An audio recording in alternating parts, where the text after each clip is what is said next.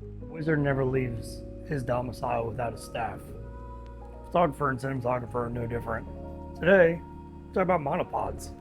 Specifically this Coleman KX3232. It's aluminum. Amazon, 150 bucks. Now we're talking about stability for your cameras. People tend to go for the tripods, right? Because obviously 3 legs is better than 2, and it just, it's more sturdy, but it also adds weight. Marine Corps taught me one thing: ounces equals pounds, pounds equals pain. And if I'm walking around the whole day with a tripod that weighs about 10 pounds, that adds up over time. Monopod works the same way, right? Like 3 legs, it's gonna get the job done. Talk about it. Gets the job done, that's all you need, right? So I've had this monopod for about 14 months, so a little over a year, and this thing is taking a beating. I've dropped this, I've thrown it, it's got sand in it from hiking on mountains. I live near the desert, so I go out to the sand dunes a lot. And this thing has been through its paces, still performs really well for a budget monopod. Typically a monopod that would be this rugged or this durable usually has a price point that's like 3 to 5 times more. So specifically the small rig jet potato tripod, the number 2, because the first one had some issues. The number 2 is like 600 bucks and it has a hydraulic thing, but to me that's just another failure point. These have the traditional style clamps, like you're used to, and if they break, you can easily replace the screw that's right there with a little Allen key. One thing I really like about this thing is that it's so compact, but it packs a lot of oomph to it. That's what she said. And I can strap it to anything, right? Like I have a few different backpacks that I bring with me for my camera equipment, and just a little like bungee cord, and it goes onto my backpack and I can just lug it around.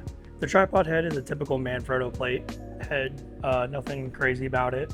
The dampening on it's pretty good. It twists, it turns, it does what you need it to do without any frills. It doesn't have any hydraulic stuff. So if you go on Amazon and you type in monopods or tripods, you're gonna have a plethora of different ones showing up from all different brands. But I was specifically looking for something where A, doesn't break the bank, rugged, portable, semi-lightweight. Semi-lightweight with a caveat. But the problem is, when I'm trying to find those deals on Amazon, most of the competitors like 3x the price. And if I'm only trying to spend like $150 to $200 on a monopod, I'm not gonna have the money that would be for those other ones, right? Like if I'm trying to spend only $150, there's a reason.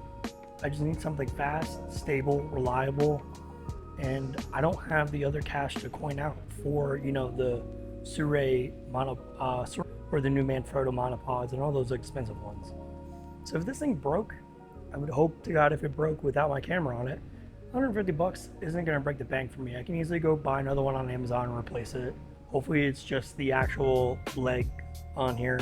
That's where this thing comes in. Really not that fancy. As far as monopod goes, it's the most basic thing you could buy.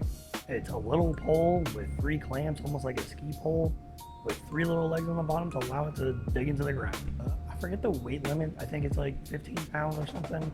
I've had a whole Pixis 6K with the wireless transmitter on it and a bunch of other little doodads on it, but it stood up to that. So monopod works.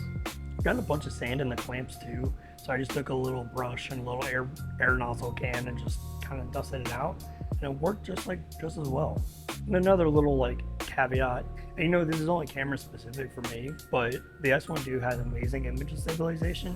So me putting the camera on here and walking around with it, I don't necessarily need to use my gimbal if I don't want to, but in a pinch it works really well. The thing extends about 70 inches, but the higher it extends, the more wobbly it gets, because obviously physics, it's heavier up top than it is bottom. So if you're trying to buy one of these, I would just make sure that you have some type of weight on the bottom. I usually just have like a sandbag in the back of my truck that if I am going somewhere and I can just kind of put all my stuff down, I'll just bring the sandbag real quick, throw it down with me, and then pick it up and go. But typically I only have it about chest height. So for reference, I'm 5'8", so that's 68 inches. It's almost 1.75 meters. So it's, for me it works because I'm not trying to go super high. And if you are, I would suggest probably getting something that's not a monopod for use cases. Remember, like, you have to have the gear that works for you in specific situations. If you're trying to get a super tall shot, a monopod really isn't a good idea anyways, because the wind is going to really destroy everything and it's going to make it wobbly. For that, I would just get a tripod. But if you're doing like casual walkarounds and you're just trying to take some photos on the go, this is without the thought of being inconspicuous, because like you're walking around with a bunch of stuff. But trying to figure out whether or not you want a tripod or a monopod and what works best for you is a subjective viewpoint. And I'm not here to dissuade you or persuade you. I'm just here to kind of help you think about things. Like, oh, do I necessarily need the huge portability of a tripod with all the legs and then having to take each individual leg and move it and bounce it? Or can I just stick this on the ground, leave it, pick my camera up, and move and move and move? To me, that's a more important quality, is being able to be portable, fast, and on the go. I do a lot of action stuff. I do a lot of car shoots. I do a lot of handheld camera stuff. So all the time when I'm trying to like relax for a second, I can usually just put this on the ground, walk over to what I'm doing, tell my subject to do something, and then get back to it. Just some thoughts, like if you're more of an action guy like I am and you want more of a flexible setup, I would suggest getting a monopod.